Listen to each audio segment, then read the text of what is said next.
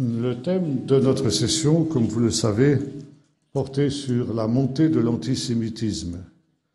Et on m'a demandé, donc, je lis ici ce qui nous est dit, montée de l'antisémitisme, ce qu'en dit la Bible, quel comportement adopter dans notre société, peut-on enrayer cette vague? Et c'est sur ces deux derniers points que nous allons nous arrêter cet après-midi, puisque hier soir, nous sommes arrêtés sur la première partie qui était justement cette montée de l'antisémitisme. Je voudrais, pour introduire cette réflexion, lire un texte dans le livre du prophète Jérémie au chapitre 31 et au verset 15. Ainsi parle l'Éternel. On entend des cris à Rama, des sanglots, des larmes amères. Rachel pleure sur ses fils, elle refuse d'être consolée sur ses fils car ils ne sont plus. Ainsi parle l'Éternel, retiens les pleurs de ta voix, les larmes de tes yeux, car il y aura un salaire pour tes actions, oracle de l'Éternel. Ils reviendront du pays de l'ennemi. Il y a de l'espérance pour ton avenir, oracle de l'Éternel. Tes fils reviendront dans leurs frontières. Dans la tradition juive, il existe trois patriarches, Abraham, Isaac et Jacob, et quatre matriarches, qui étaient les épouses de ces trois patriarches, Sarah, Rebecca, Léa et Rachel.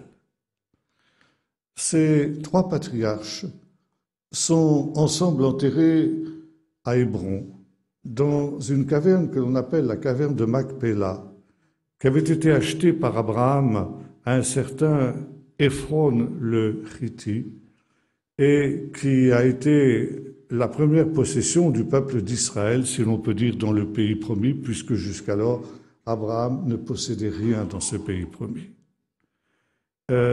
Trois matriarches sont aussi enterrés dans la caverne de Macpéla, Sarah, Rebecca et Léa. La seule qui ne le soit pas, c'est Rachel. Rachel, qui est morte, on le sait, sur la route de Bethléem, alors qu'elle donnait le jour à son deuxième enfant, Benjamin. Et il a fallu l'enterrer à la hâte, précisément sur la route de Bethléem.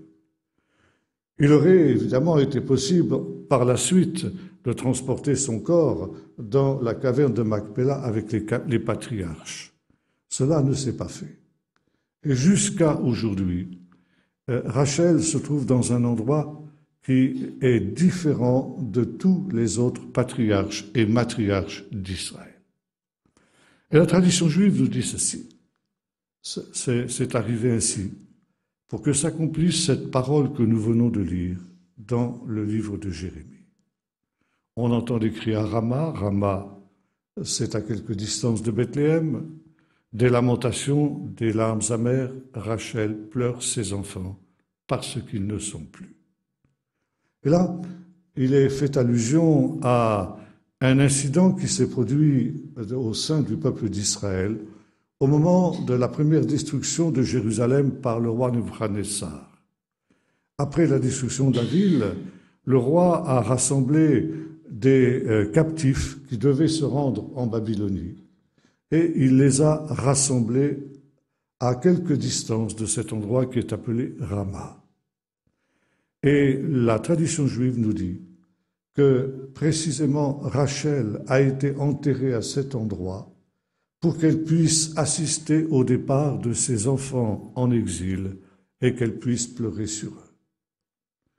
Auparavant, il y a eu un autre incident qui est aussi de la même veine. Il nous est dit que lorsque Joseph, le fils aîné de Rachel, a été vendu par ses frères et que les marchands madianites l'ont fait descendre en Égypte, il est passé devant le tombeau de sa mère, Rachel. Et dans la détresse qui était la sienne, il a crié à sa mère pour qu'elle vienne à son secours, ce qu'elle ne pouvait pas faire. Mais à cause de cela, Rachel, dans la tradition juive, jusqu'à nos jours, est devenue la mère des douleurs d'Israël. Elle représente toutes les souffrances que le peuple d'Israël a subi dans son histoire, elle et ses fils, et elle représente ce qui est finalement toute la tragédie du peuple d'Israël depuis, comme cela nous a été rappelé, Amalek, jusqu'au temps de la fin.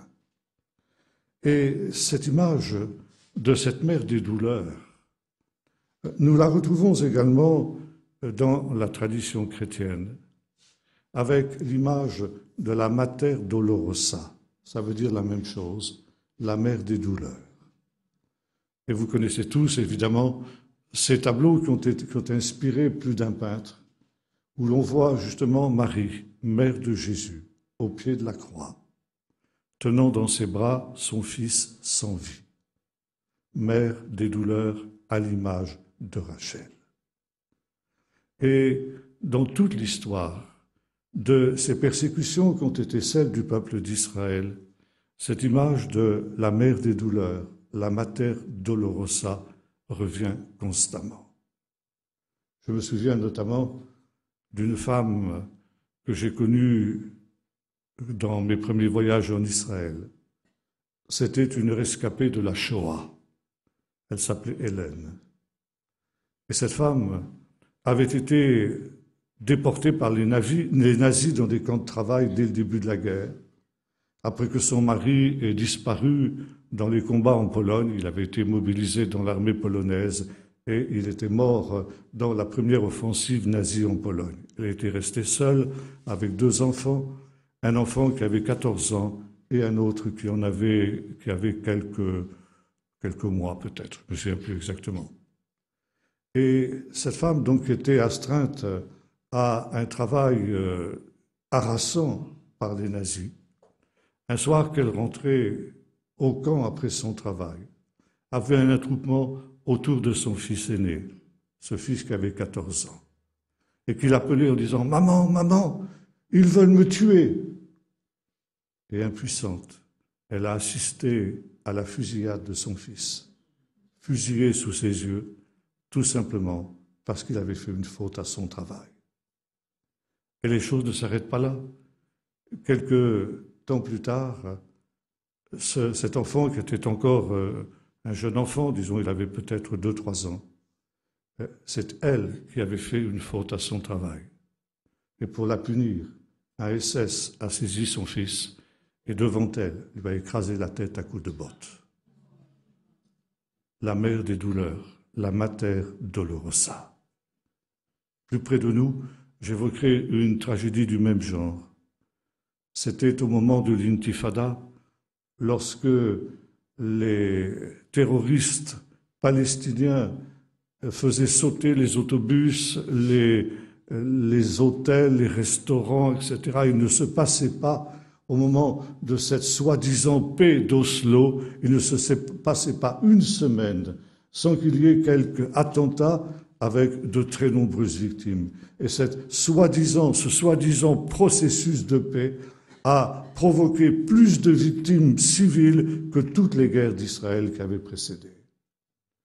Et alors que nous étions sur place, il y avait un chirurgien très réputé en Israël qui se trouvait dans un restaurant avec sa fille.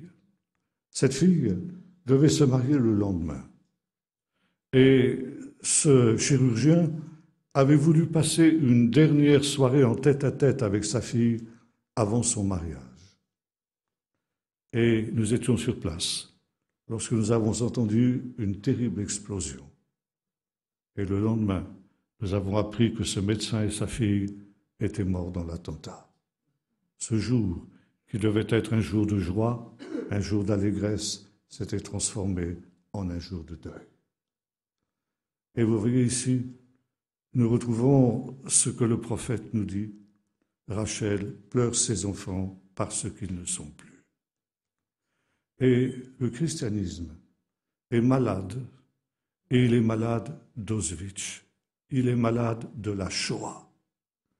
Et ce drame de la Shoah est en quelque sorte la consécration d'une faillite d'un certain christianisme. Parce que même si le christianisme n'a pas contribué directement à cette tragédie, la majorité des chrétiens sont restés indifférents.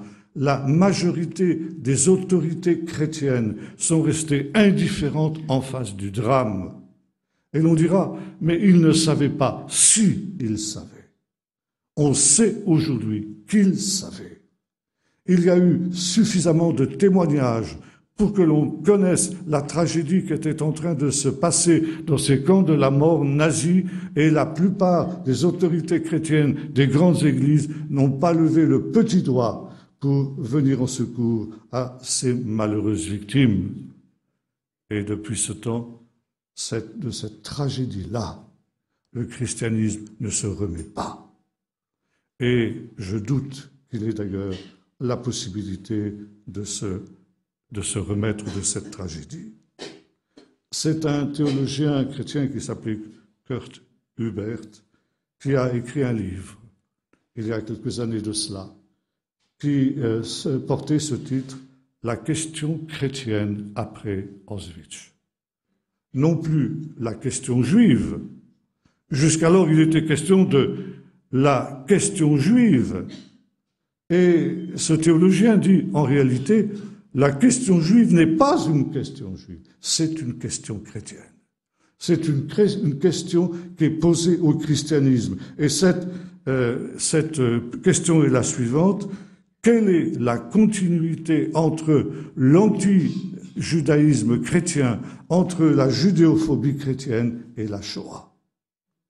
Et la thèse qu'il défend dans cet ouvrage, c'est qu'effectivement, il y a une continuité indiscutable entre les deux réalités. Depuis que ce livre a été écrit, un certain nombre d'autres chercheurs ont voulu nuancer cette thèse. Et notamment mon professeur de Nouveau Testament à Jérusalem, qui était le professeur Flusser. Et cette idée que le christianisme est directement responsable de la Shoah n'est pas tout à fait exacte.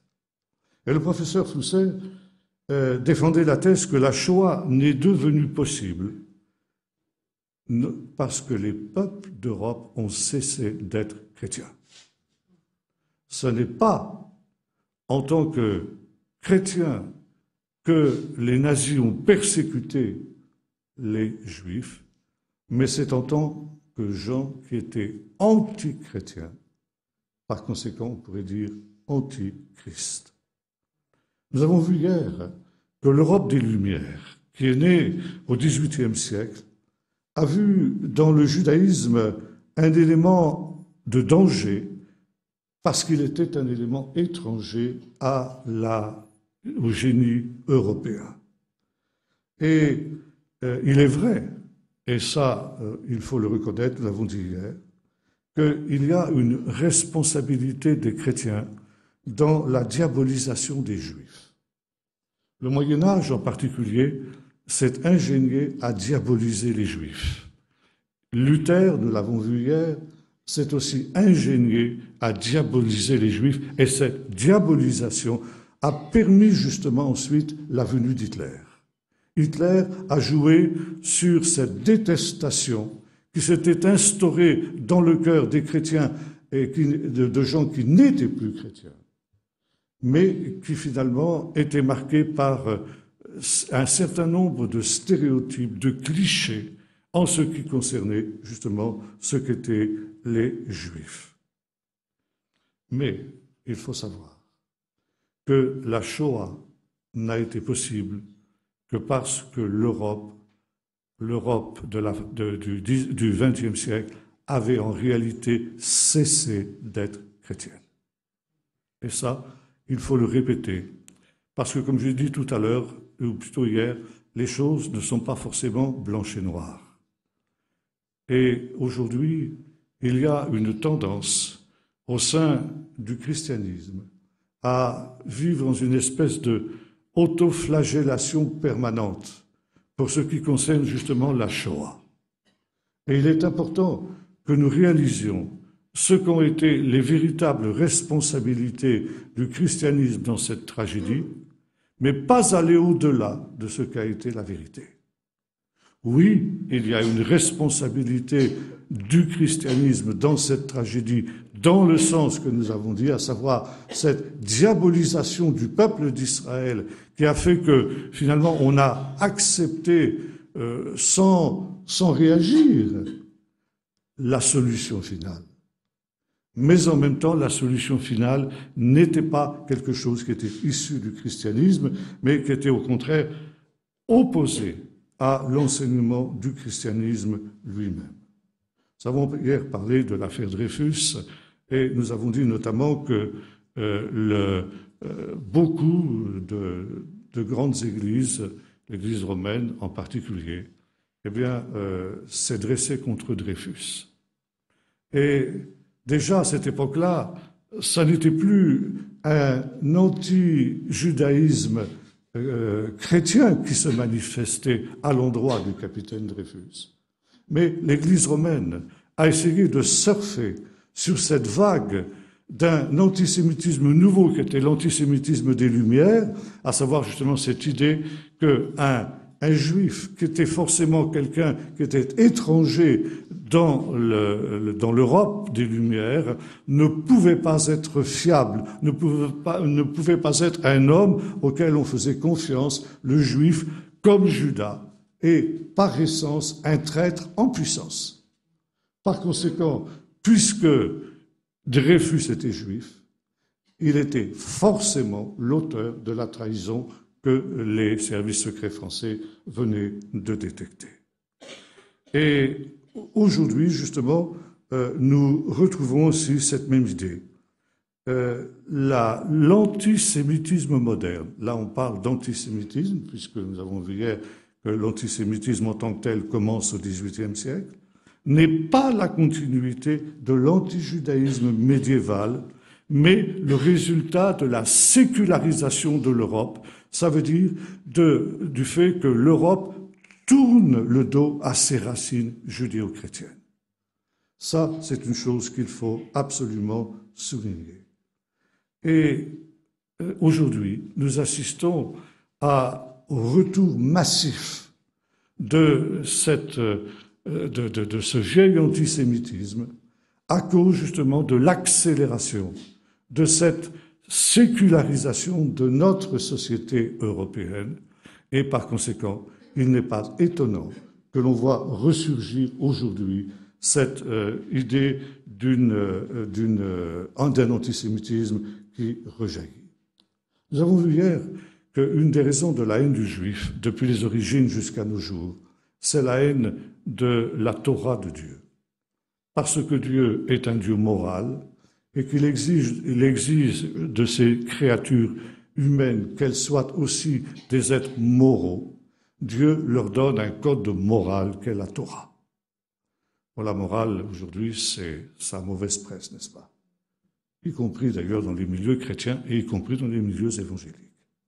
Néanmoins, justement, ça aussi, ça nous montre à quel point nous sommes nous-mêmes conditionnés sans nous en rendre compte par cet esprit antichristique qui est dans notre société.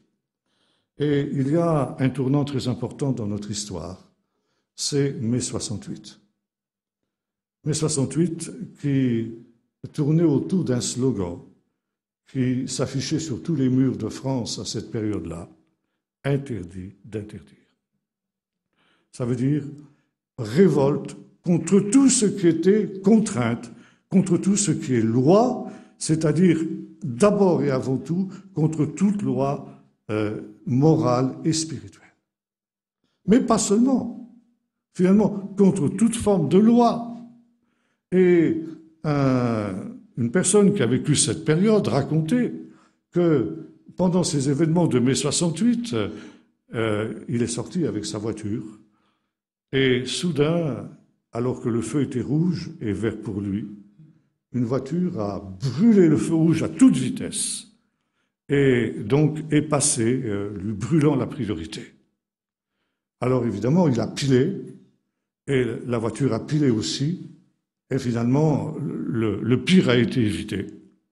Mais évidemment, notre homme dans une indignation très légitime, a interpellé ce jeune qui venait de lui brûler ainsi froidement la priorité, disant « Mais et le feu rouge ?» Et le jeune a répondu « C'est fini ça maintenant. » Voyez-vous jusque l'on va. Interdit d'interdire. Et ça, c'est exactement la définition que l'apôtre Paul nous donne de l'Antichrist. Et dans la deuxième épître aux Thessaloniciens, il nous parle, alors il y a une expression que l'on traduit par l'homme du péché, le fils de la perdition. Mais le texte grec emploie le mot anomos et anomia. Ça veut dire absent, l'homme sans loi qui prône l'anomia, c'est-à-dire l'abolition de toute loi. Et les premières lois qui sont battues en brèche, eh bien, ce sont les lois divines. Ce sont les lois que nous avons vues hier soutiennent en réalité le monde lui-même, parce que le monde ne repose pas seulement sur des lois physiques, mais également sur des lois spirituelles. Et les sages ont dit, comme Jésus d'ailleurs le fait dans le Sermon sur la montagne, que celui qui touche un des plus petits commandements de la Torah touche au fondement même du ciel et de la terre.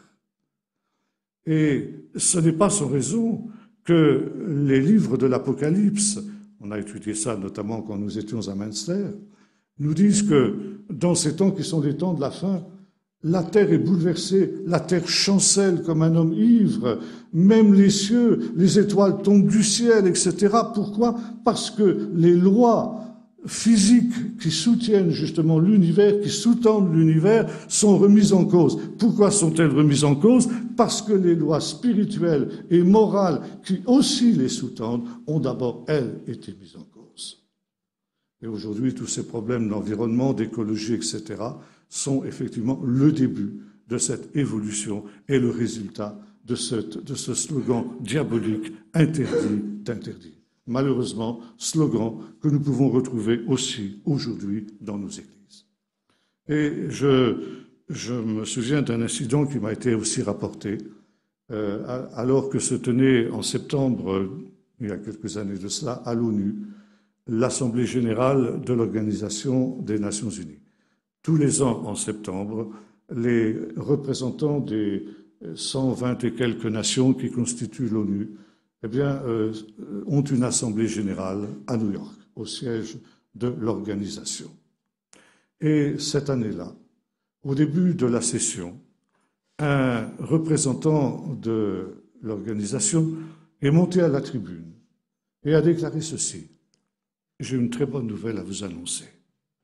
C'est que les 10 commandements sont abolis. Et cette affirmation a été reçue par un tonnerre d'applaudissements de tous les délégués qui étaient là.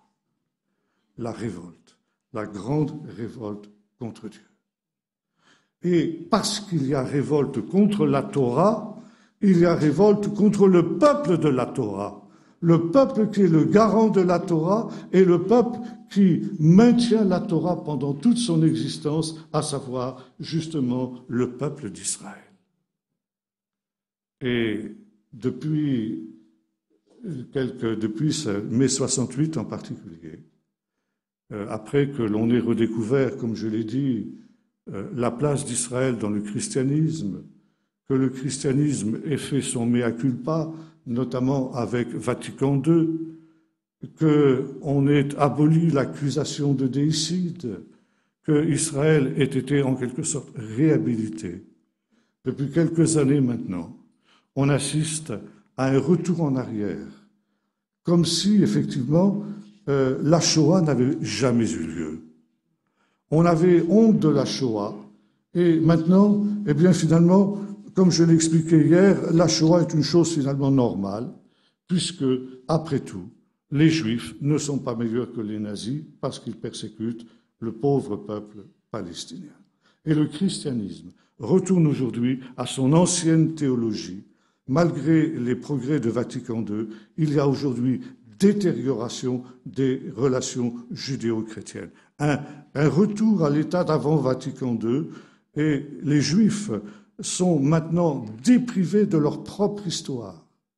Je prends un exemple, le mont du Temple, sur lequel ont été construits les deux temples, n'est plus considéré comme le mont du Temple, mais comme l'esplanade des mosquées.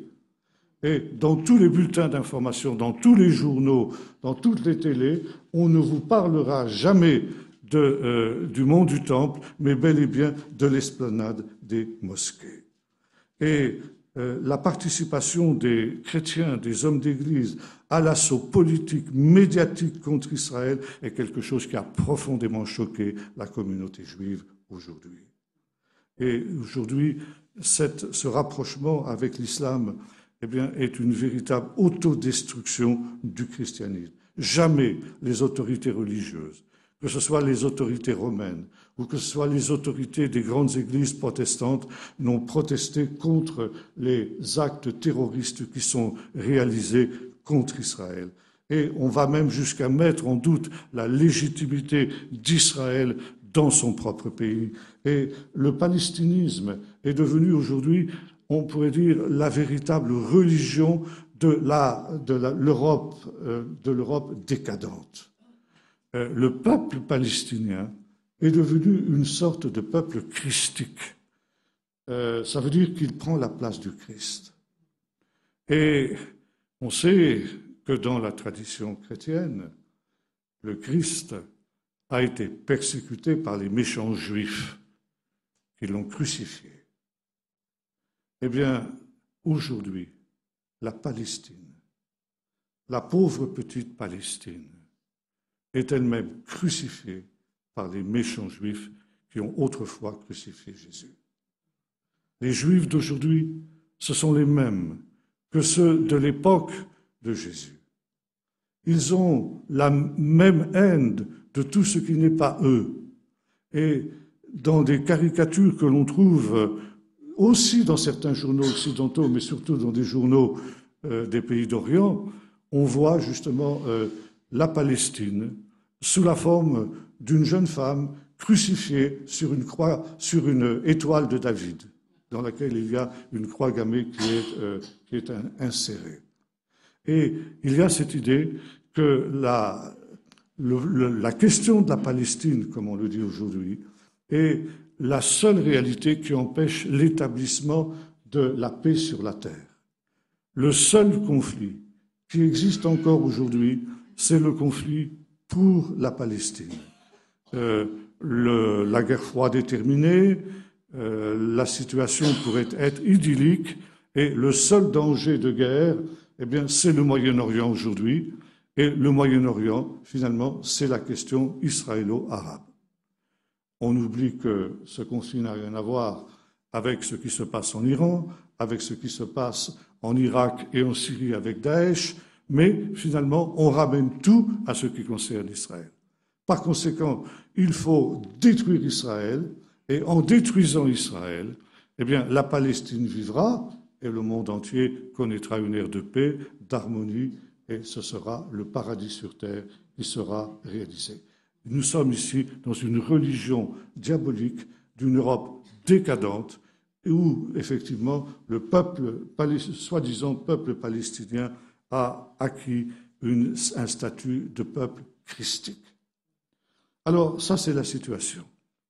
Face à cette situation, que pouvons-nous faire? Je voudrais d'abord dire ce qui a été fait. Parce que, là aussi, les choses ne sont pas blanches et noires. Et il y a eu dans l'histoire des gens qui ont eu une autre approche de la question d'Israël dans l'histoire du christianisme. Et c'est le cas notamment avec Calvin. J'en ai parlé hier un peu, j'y reviens. Si Luther, comme nous l'avons vu, a été un des pires antisémites qui ait jamais vécu, Calvin n'était pas de cette veine. Nous ne pouvons pas dire que Calvin était un philosémite ou un ami des Juifs, ça non. Mais il a été le premier, depuis l'époque des pères de l'Église, qui a remis en question le crime de déicide et d'une certaine manière qui a réhabilité les Juifs. Et Calvin disait ceci: le peuple juif est méchant, pécheur. C'est vrai, c'est indiscutable. mais il l'est, non pas parce qu'il est juif, mais parce que ce sont des êtres humains. Et tous les êtres humains sont des pécheurs. Tous les êtres humains sont méchants. Et finalement, les juifs ne sont pas pires que les autres. Et même, il y a aussi parmi eux des élus. Et un jour viendra, disait Calvin, où les juifs, se tourneront vers Jésus. Et alors, disait-il, ils deviendront les meilleurs chrétiens du monde. Parce que quand on voit avec quel scrupule ils gardent leur loi, on se dit que, quand ils se tournent, ils découvriront véritablement la vérité, alors ils auront le même zèle pour la vérité que ce qu'ils ont actuellement pour leur religion.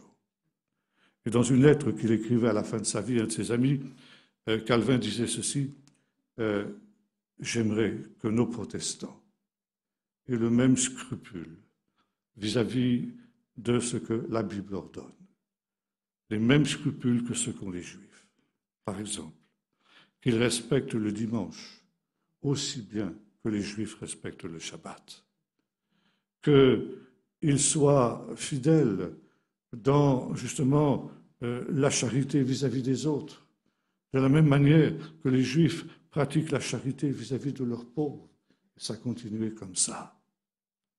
Et maintenant, quelque chose qui est un petit peu amusant et qui nous fait un peu sourire, nous qui vivons au XXIe siècle, c'est que Calvin disait ceci, finalement, les Juifs sont plus près de nous que ne le sont les catholiques. Parce que dans les églises catholiques, il y a des statues, des idoles. Mais par contre, dans une synagogue, il n'y a pas d'idole.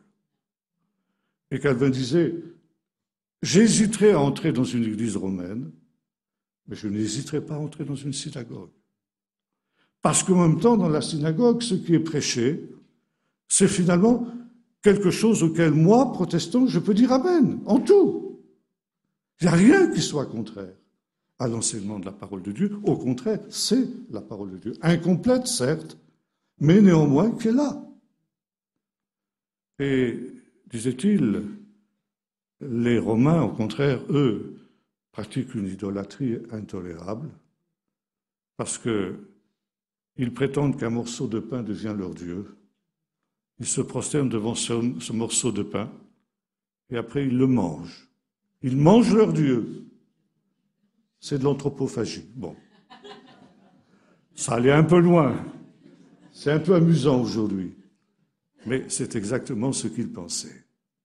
Et Calvin a été aussi le premier à intervenir en faveur des Juifs persécutés.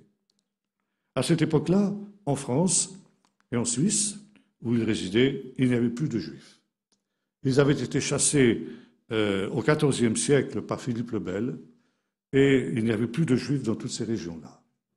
Et on peut se demander si jamais Calvin a pu rencontrer des Juifs en chair et en os. Pour lui, c'était un peu une espèce d'abstraction.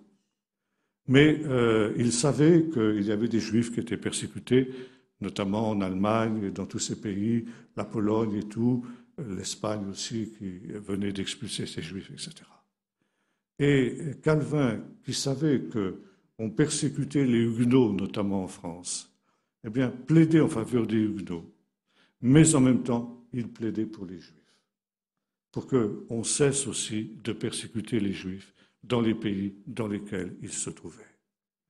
Et c'est ainsi qu'est né un mouvement qui a été ensuite repris par les successeurs de Calvin, notamment par un homme qui s'appelait Agrippa d'Aubigné, qui a été le premier à réhabiliter le peuple juif.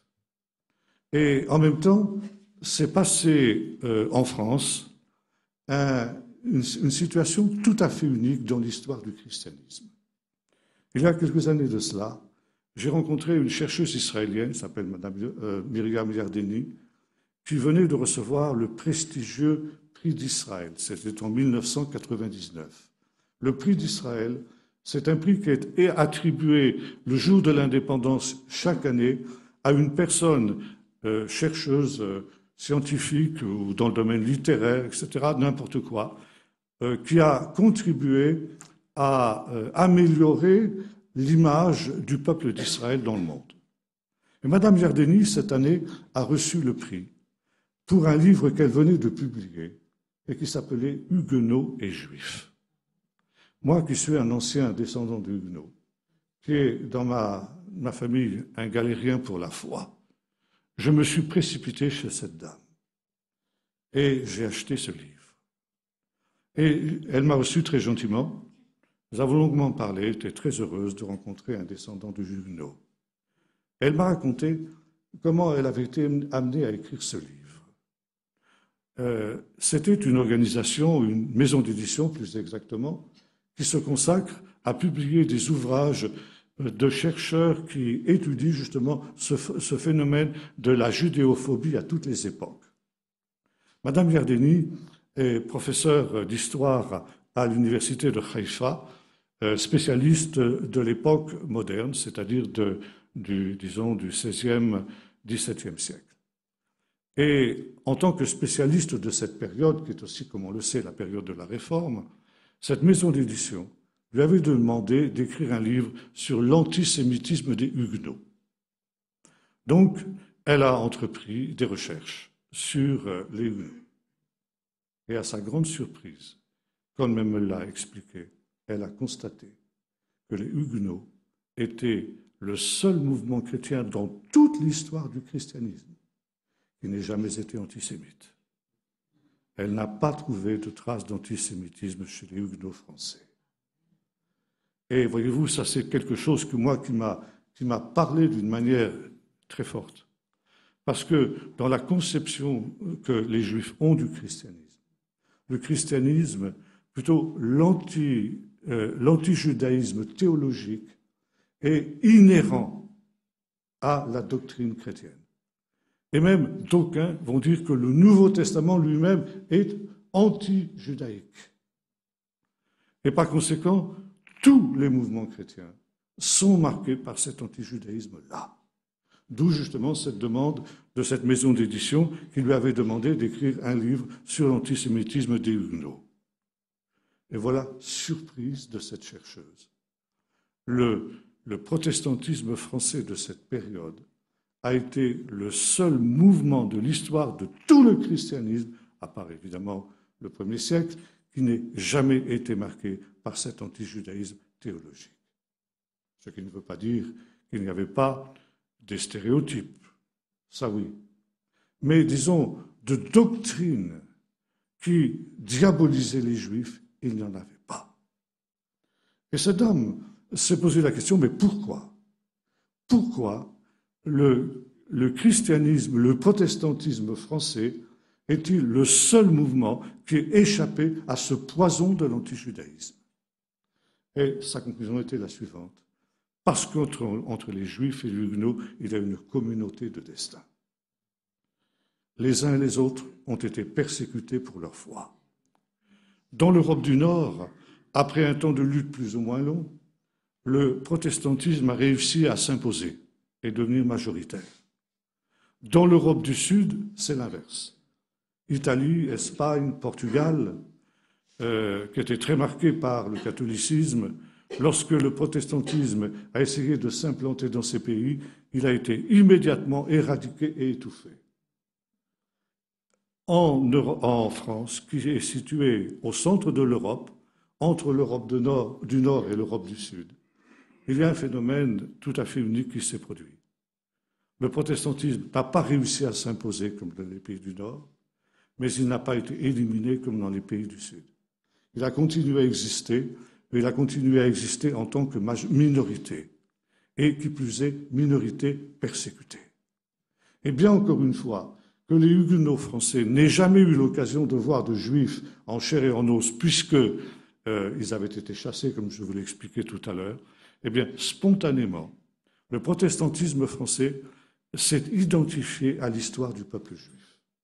Et ce d'autant qu'ils se sont mis à lire l'Écriture, ce que les chrétiens appellent, comme je dis, l'Ancien Testament.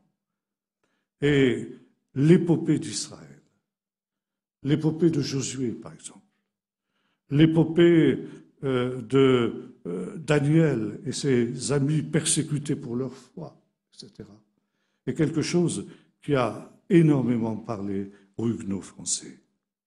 Et il y a ce même parallèle, non seulement les Huguenots français ont été emmenés sur les bûchers, sur les roues, sur les potences, dans les galères, etc., comme les Juifs l'ont été, mais ils ont subi exactement le même sort.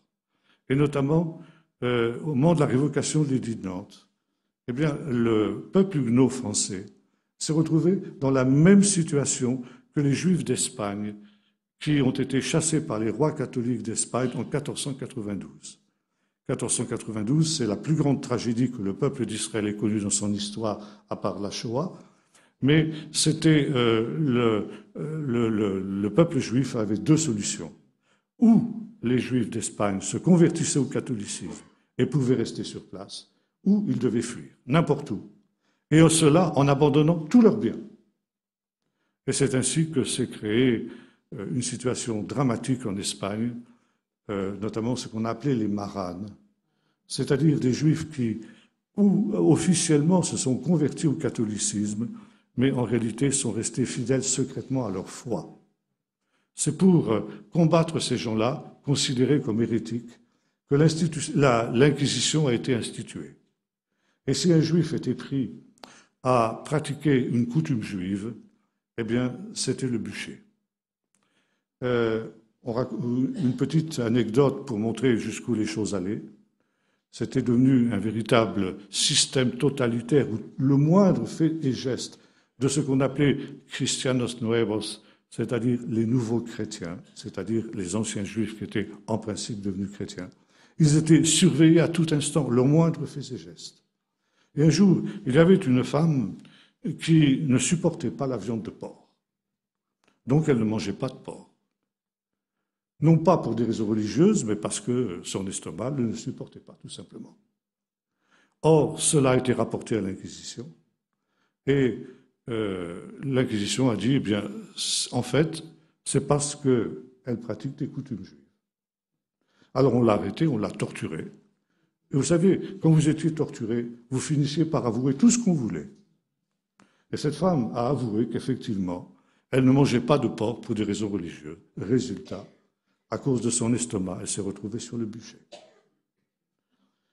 Et le peuple huguenot français a subi à peu près le même cheminement.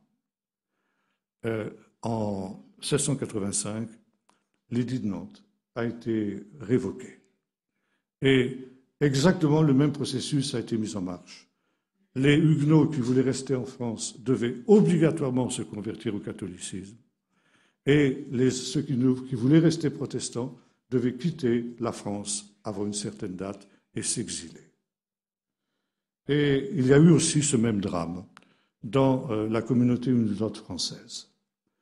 Ce qu'on a appelé, non pas le maranisme, en Espagne et au Portugal, on appelle ça le maranisme, maranos en espagnol, marano en espagnol comme en portugais, ça veut dire des porcs. C'est un terme extrêmement désobligeant. Les maranos, c'était des cochons, donc des gens dégoûtants. Entre eux, ils s'appelaient les anoussim, on dit en hébreu anoussim, ça veut dire ceux qui sont contraints contre leur gré. Et bien sûr, comme le notaient les chercheurs, cette situation où on doit faire semblant d'être ce que l'on n'est pas, c'est quelque chose de très très difficile à vivre, psychologiquement parlant. C'est-à-dire qu'on vit dans une hypocrisie permanente. Et les Huguenots français ont connu exactement le même dilemme. Ceux qui sont restés étaient officiellement devenus des catholiques, mais en réalité, ils restaient protestants dans leur fort intérieur. Contraints, bien sûr, d'aller à la messe, d'envoyer leurs enfants au catéchisme. Mais ce qui se passait, évidemment, c'est que le dimanche matin, lors de la messe, par le plus grand des hasards, la grand-mère tombait malade. Ou une vache était en train de véler. Alors on ne pouvait pas aller à la messe. Bien sûr, ça ne pouvait pas marcher à tous les coups. Tous les dimanches, la grand-mère ne pouvait pas tomber malade. Tous les dimanches, la même vache ne pouvait pas véler. Alors, on était bien obligés à certains moments quand même d'aller à la messe. Alors, qu'est-ce qu'on faisait? Quand on rentrait de la messe, on fermait toutes les portes, toutes les fenêtres de la maison. On mettait un enfant pour surveiller que la maréchaussée n'arrivait pas. Et le père de famille sortait de sa cachette la Bible. Et là, on ouvrait la Bible et on lisait la Bible. Et on contredisait ce qui avait été dit le matin à la messe. Mais ça aussi, c'était une situation très difficile à vivre, et très difficile à vivre surtout pour les jeunes. Et on appelait ça le nicodémisme.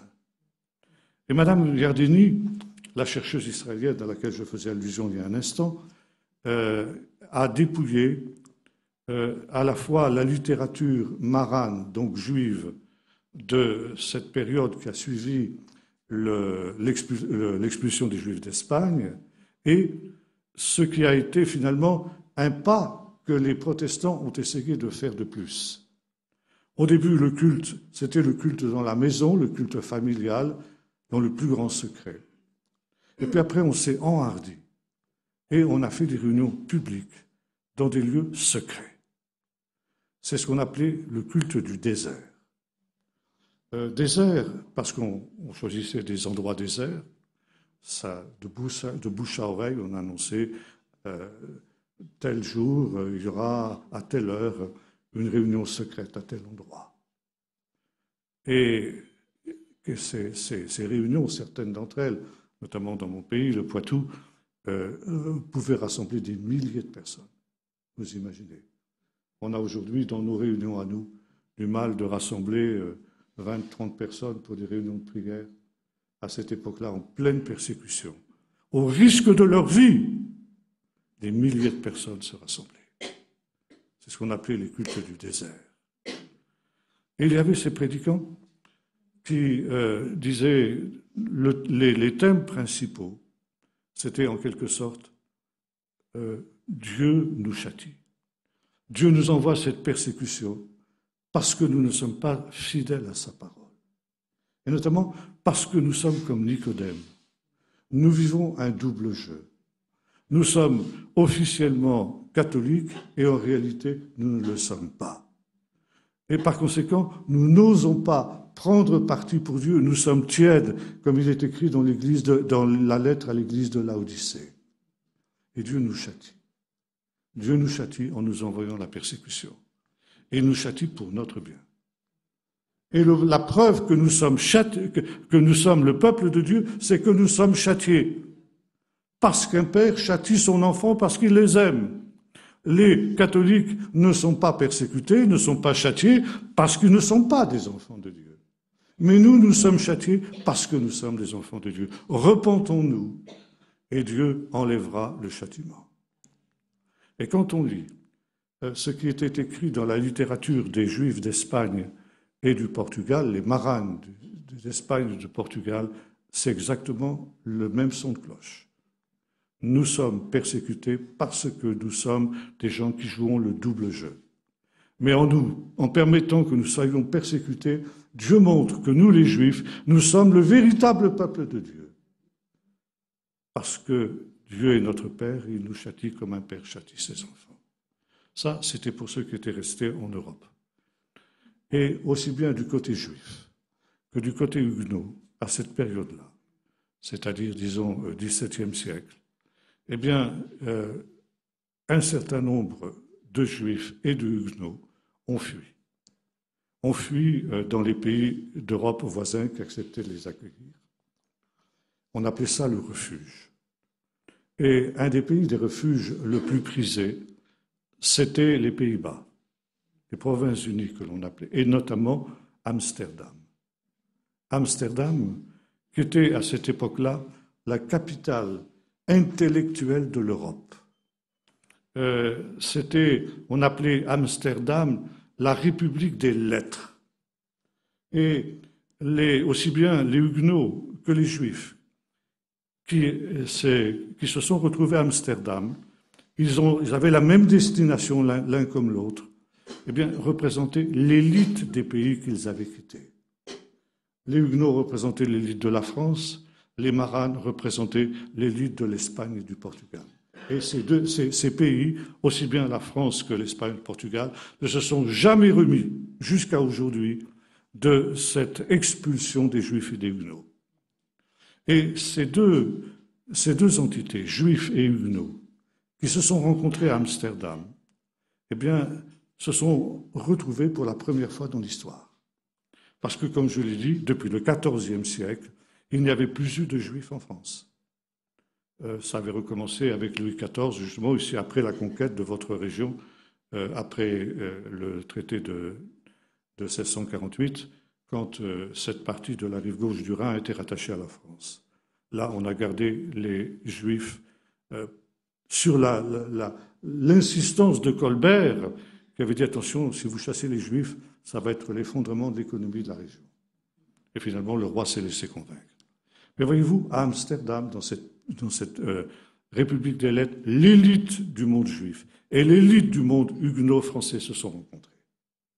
Et là, ils ont constaté qu'ils avaient le même destin, qu'ils étaient l'objet des mêmes accusations.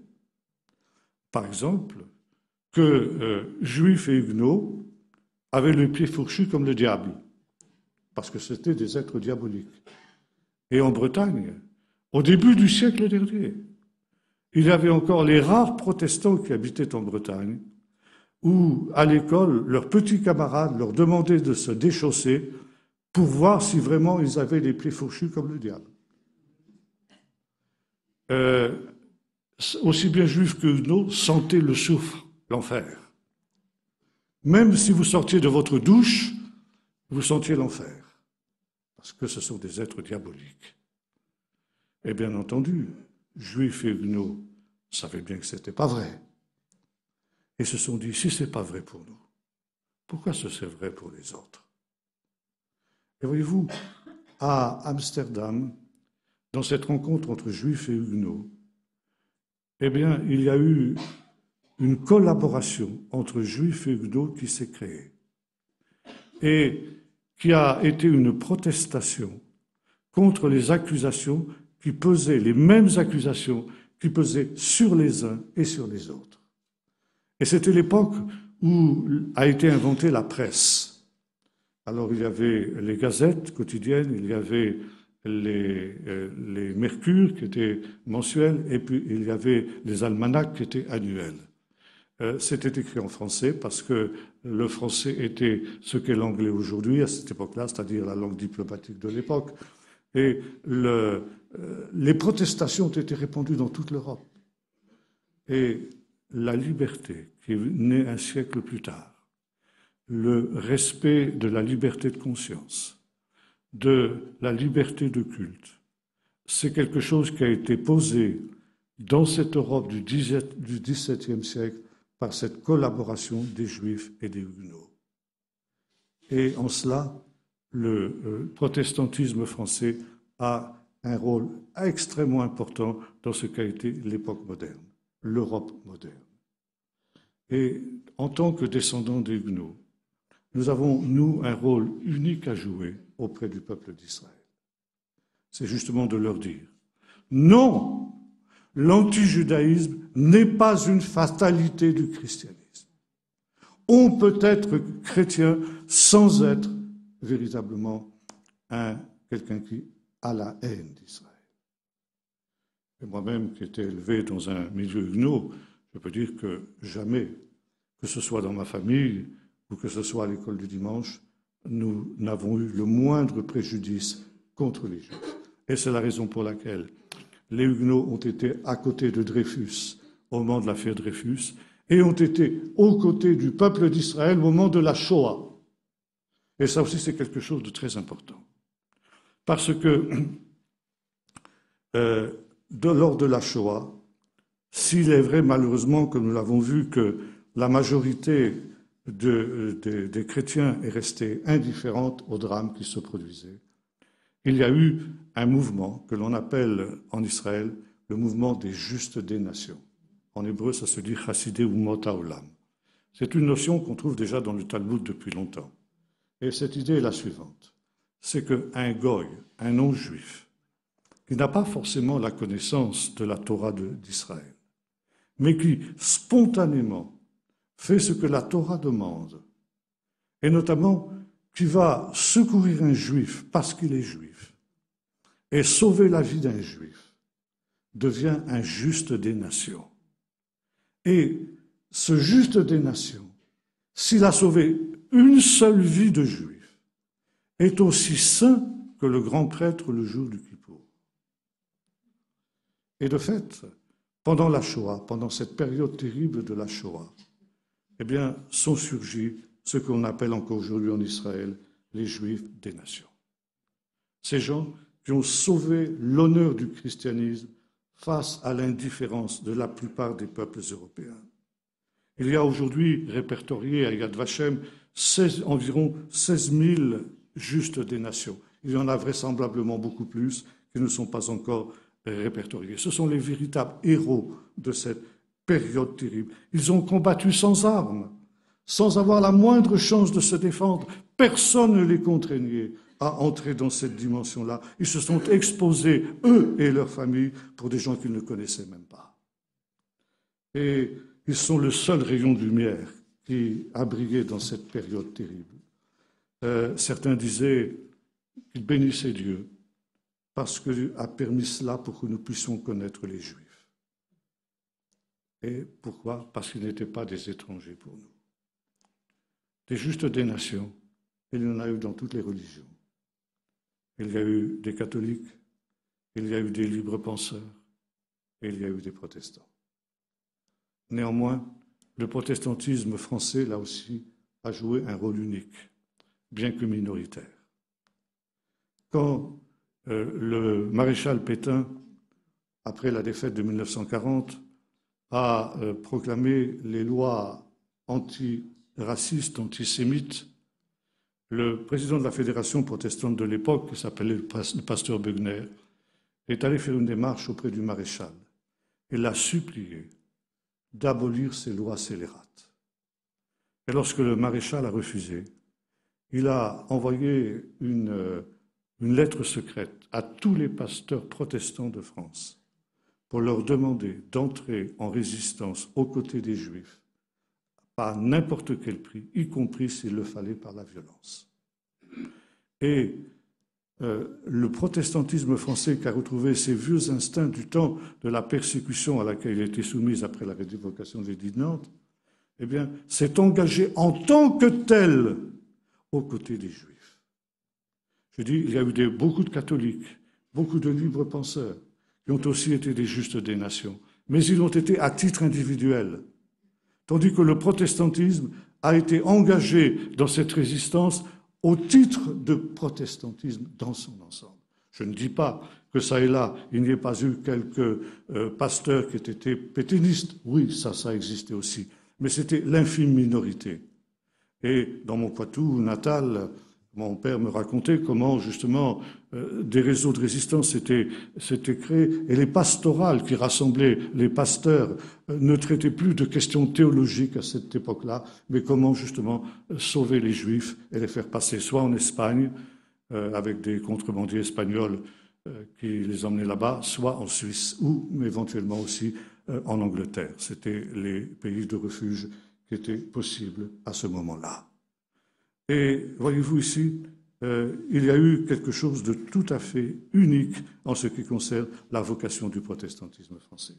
Et je dois dire avec beaucoup de tristesse que depuis cette période glorieuse, eh bien aujourd'hui, le protestantisme est revenu en arrière. Le protestantisme, après la guerre d'Algérie en particulier, et puis ensuite après la guerre des 6 jours, a considéré que le petit, le misérable, le pauvre qu'il faut secourir était finalement l'arabe. Et notamment le protestantisme français, pendant la guerre d'Algérie, a pris le parti des Félagas et ensuite le parti des Palestiniens après la guerre des 6 jours. Et aujourd'hui, malheureusement, on ne peut plus dire que le protestantisme français est le seul mouvement de l'histoire du christianisme qui n'ait pas été antisémite, car malheureusement, le protestantisme français aujourd'hui l'est devenu. non seulement le protestantisme français, mais également de plus en plus maintenant une partie de plus en plus importante du monde évangélique qui entre aussi dans cette vision-là pour deux raisons. Parce qu'on ne lit plus la Bible dans nos milieux et qu'on écoute les radios, télévisions, Internet et toute la propagande pro-palestinienne, anti-israélienne qui est diffusée par ce moyen-là. Et il y a aujourd'hui justement cette déchristianisation de l'Europe occidentale et cette déchristianisation du christianisme. Parce que finalement, en se dressant contre le peuple d'Israël, le peuple chrétien se dresse contre lui-même. Il s'autodétruit.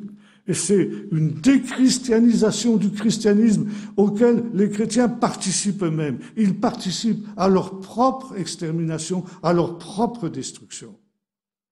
Et j'évoquais hier le fait qu'il y a cette islamisation de plus en plus importante aujourd'hui qui fait que nous sommes dans une situation terrible.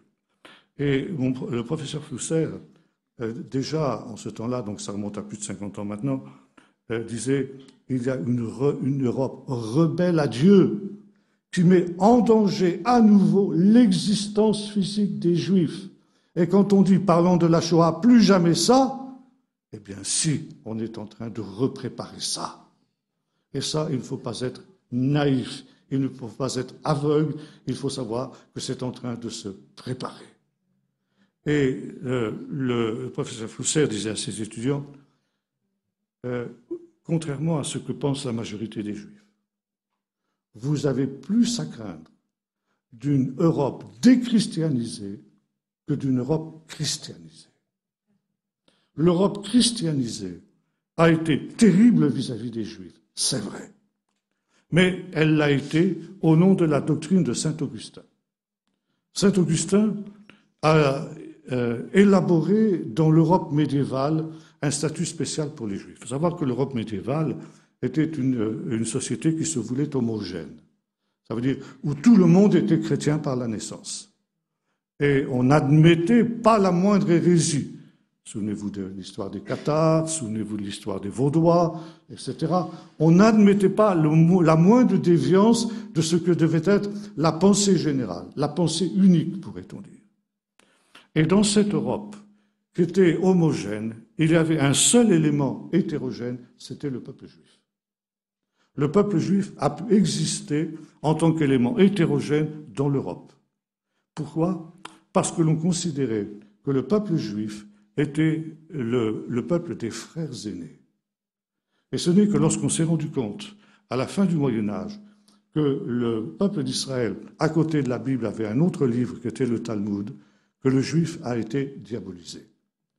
Mais le juif a commencé à être persécuté à cette période-là, dans des conditions épouvantables, c'est vrai, sur les bûchers, etc. Mais le but de cette persécution, c'était finalement d'amener les Juifs à se convertir. Et je pense par exemple à cet horrible personnage que fut le grand inquisiteur Torquemada au début de l'Inquisition espagnole, qui mettait lui-même le feu au bûcher des victimes qu'il brûlait. Et quand ces gens-là étaient en train de se consumer, ils pleuraient de joie parce qu'ils sauvaient leur âme. Ces gens-là seront sauvés comme au travers du feu, comme le dit le texte de Paul. Et ils prenaient ça à la lettre. Et le but de l'Inquisition et de la persécution chrétienne qui sévissait à cette époque-là en Europe n'était pas la destruction du peuple juif, mais son salut. Une manière de faire son salut qui est très discutable, mais qui était celle-là. Et finalement, il n'a jamais été question d'exterminer le peuple juif dans cette Europe-là. Selon saint Augustin, il fallait persécuter les Juifs, il fallait les humilier, il fallait les faire vivre dans des conditions insupportables pour qu'ils aient envie de se convertir. Et là, eh bien, on sauvait leur âme. Le but était le salut de l'âme. Hitler, lui, tuait les Juifs en tant que tels. Qu'ils soient convertis ou non, ça ne changeait rien. Et vous savez que Hitler est allé chercher au fin fond des monastères et des couvents des moines et des nonnes qui étaient d'origine juive et qui ont été brûlés dans les camps de concentration comme les autres juifs. Et là, justement, le professeur Flusser avait raison. On a plus à craindre d'une Europe déchristianisée que d'une Europe qui l'est. Et si la Shoah a été possible, c'est parce que l'Europe n'était plus chrétienne. Et aujourd'hui, cette déchristianisation, elle s'étend. Il y a un danger latent, aussi bien à droite et à gauche. Il y a une extrême droite qui est antisémite, mais il y a la gauche qui, elle aussi, étant pro-palestinienne, eh bien, se dresse aussi contre le peuple d'Israël. Finalement, les vieux stéréotypes, le juif a mis de l'argent, le juif traître, le juif qui est cosmopolite, etc., eh bien, on les retrouve aujourd'hui dans notre civilisation moderne. Et par conséquent, il y a aussi ce danger que les chrétiens se laissent intoxiquer par cet esprit, comme ce fut le cas à d'autres époques. Et aujourd'hui, nous nous trouvons devant une situation extrêmement grave, comme je dis hier, non seulement pour le peuple juif, mais également pour nous. Alors que faire en face de cette situation-là? Peut-on espérer que les choses changeront? Elles ne changeront qu'au retour de Jésus. Il ne faut pas se faire d'illusions. Et comme nous l'avons vu hier avec Amalek, Amalek renaît de ses cendres à chaque génération, sous une forme nouvelle. On a anéanti le nazisme et on s'est dit, cette fois-ci, c'est terminé. Il n'y aura plus d'antisémitisme. Et en fait, l'antisémitisme renaît aujourd'hui sous couleur de l'antisionisme. Et si l'on arrivait à, ce qui n'est pas demain la veille, à créer la paix dans cette région-là, eh bien, l'antisémitisme renaîtrait d'une autre forme, sous une autre couleur. Par conséquent, c'est quelque chose qui est inhérent à la condition de notre monde jusqu'à la venue du Seigneur. Et aujourd'hui, ce qui est dramatique, c'est que de la même manière qu'il y avait une indifférence à l'époque de la Shoah vis-à-vis des souffrances du peuple d'Israël, il y a la même indifférence vis-à-vis de ce qui se passe et de ce qui va se passer. Il y a 2 poids et 2 mesures. Quand j'étais à Auschwitz, il y a quelques années de cela, il y avait un endroit qu'on nous a fait visiter. C'était le mur où étaient exécutés ceux qui, comme cette dame Hélène dont je vous ai parlé tout à l'heure, faisaient une faute au travail. Et ces gens qui étaient condamnés à mort pour la moindre peccadille, on les emmenait dans une salle particulière où ils se déshabillaient entièrement. Ensuite, ils sortaient et un SS leur logeait une balle dans la tête. Et les récits que j'ai pu lire racontent l'histoire d'une famille, donc un couple avec un enfant, un bébé, qui ont été condamnés à mort, le bébé y compris. Et lorsque ce couple est sorti, la mère avait évidemment le bébé dans ses bras. Et le premier que le SS a essayé d'éliminer, ça a été le bébé. Et le bébé sentait que quelque chose de terrible allait lui arriver. Et il se débattait. Et le SS n'arrivait pas à l'ajuster. Et le récit de cette exécution de ce bébé, c'est quelque chose d'insupportable. Et finalement, quelque chose d'horrible. Il y a quelques années de cela, j'ai été profondément choqué. Dans notre journal local, qui est le plus grand journal de France, qui pour ne pas le nommer s'appelle Ouest France, il y avait un petit entrefilet qui disait qu'à Hébron, un petit entrefilet de quelques lignes, qui disait qu'à Hébron, un bébé colon avait été tué par des activistes. Un bébé colon. Et de fait, ce qui s'était passé, c'est qu'il y avait une petite fille de quelques mois qui s'appelait Chavatzelet Pass. Je cite son nom aussi pour sa mémoire, la mémoire de cette petite fille. Et alors qu'elle était dans les bras de son père, il la sortait de sa maison. Un terroriste palestinien a ajouté la petite fille et lui a logé une balle dans la tête. Dites-moi, quelle différence y a-t-il entre l'assassinat de ce bébé par les nazis et l'assassinat de cette petite fille? Or, la presse nous dit « c'est un bébé colon ». Ça existe des bébés colons, vous en connaissez beaucoup, vous? Et c'était une manière de dire ce crime abominable, le crime horrible de cet enfant, c'est un crime légitime, puisque cette petite fille était un colon. Vous comprenez? 2 poids et 2 mesures. On est ici devant quelque chose d'extrêmement grave. Par contre, quand ce petit Mohamed de 11 ans, vous vous en souvenez, le petit Mohamed El Doura, a été soi-disant assassiné par l'armée israélienne. Pendant des semaines et des mois, toutes les radios, toutes les télévisions en faisaient un battage absolument épouvantable. 2 poids et 2 mesures. Donc ici, nous sommes en plein antisémitisme, parce qu'encore une fois, l'antisémitisme, c'est refuser à Israël ce que l'on accepte de tous les autres. Alors que faire? Eh bien, d'abord, je dirais, ne pas entrer dans l'autoflagellation. S'autoflageller ne sert à rien. S'autoculpabiliser ne sert à rien.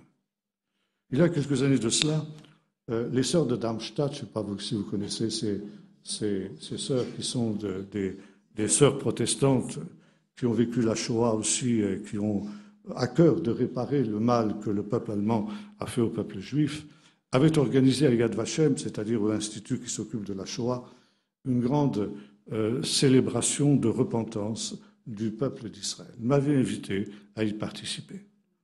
J'aurais dit non, je n'y serai pas. Que vous, sœurs allemandes, vous soyez dans une manifestation de ce type-là, c'est tout à fait normal, tout à fait légitime. Mais moi, je suis descendant de Huguenots. Et mes ancêtres n'ont rien à se reprocher dans leur comportement vis-à-vis du peuple d'Israël, y compris mes ancêtres immédiats, puisque dans ma propre famille, on a caché un jeune juif pendant la guerre mondiale. Voyez-vous, il faut mesure garder.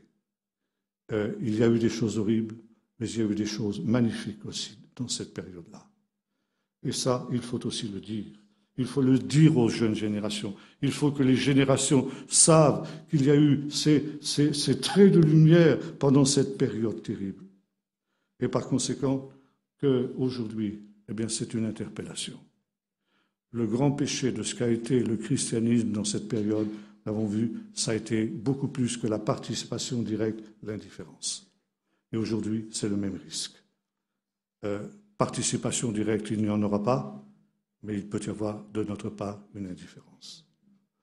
Et bien sûr, même si nous pouvons peu, parce qu'il n'y a pas grand-chose que l'on puisse faire pour l'heure, eh bien, il faut aller vers nos frères, les encourager. Comme le disait le prophète Ésaïe, consolez, consolez mon peuple, dit votre Dieu. Et savoir qu'ils sont souvent très peur et qu'on peut leur dire, écoutez, vous êtes le peuple de Dieu et vous le restez. Et Dieu va vous garder, Dieu va vous bénir. Déjà, dire ça, c'est déjà faire beaucoup. C'est déjà avoir la possibilité de soutenir résolument Israël dans cette situation-là. Et ce sera le plus solide rempart contre cet antisémitisme renaissant. Et après, eh bien, ponctuellement, selon l'évolution de la situation, eh bien, peut-être que nous pourrons nous aussi redevenir de véritables huguenots dans ce mouvement huguenot qui a renié son passé, qui a renié ses racines, eh bien, être les véritables huguenots de ce temps, comme l'ont été justement nos ancêtres. Et que nous sachions en tout cas, et ce sera mon dernier mot, comme l'ont redécouvert nos ancêtres quand ils ont rencontré les marins à Amsterdam, ces gens-là ne sont pas des étrangers pour nous. Ce sont nos frères aînés. Nous avons eu le même destin. Nous sommes ensemble sujets de la même haine. Et par conséquent, eh bien, c'est dans le fait que nous pourrons nous unir dans le même combat les uns et les autres contre tout ce qui forme nouvelle d'intolérance, de fanatisme, de terrorisme et toutes ces choses horribles, eh bien que nous pourrons rendre un témoignage dans ce temps comme nos pères l'ont fait dans le leur. Nous allons prier. Seigneur notre Dieu, nous sommes à la fois dans un esprit de tristesse vis-à-vis de tout ce qui a été négatif dans l'histoire des relations de ton Église avec ton peuple.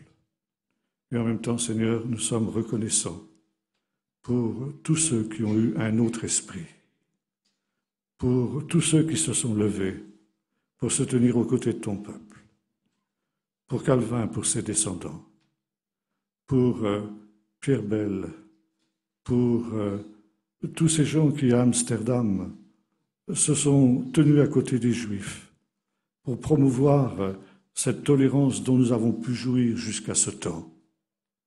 Et maintenant, Seigneur, où nous voyons les forces des ténèbres qui ressurgissent à nouveau, le vieil Amalek qui relève la tête.